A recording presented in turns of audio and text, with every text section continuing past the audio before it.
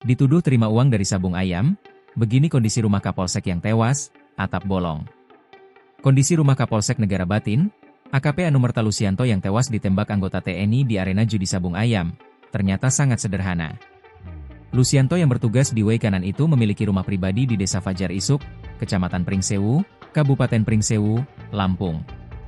Rumah itu tidak setiap hari ditinggali sejak Lusianto menjabat sebagai Kapolsek Negara Batin, karena menempati rumah dinas. Sehari-harinya, rumah itu dijaga oleh adik ipar Lusianto.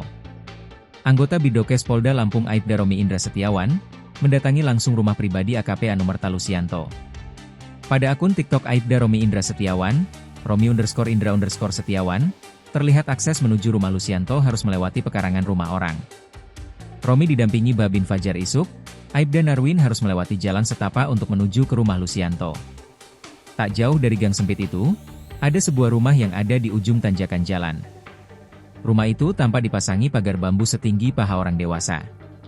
Di bagian depan rumah itu tampak ada beberapa tanaman yang disimpan dalam pot.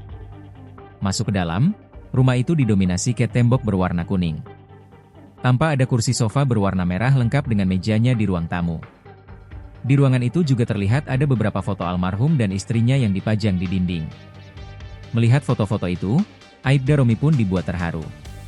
Apalagi saat ini banyak pemberitaan yang menarasikan kalau Lusianto menerima uang dari arena judi sabung ayam itu. Ia kemudian memperlihatkan foto-foto Lusianto saat sekolah perwira. Kemudian Romi pun masuk ke dalam rumah yang tampak sederhana itu.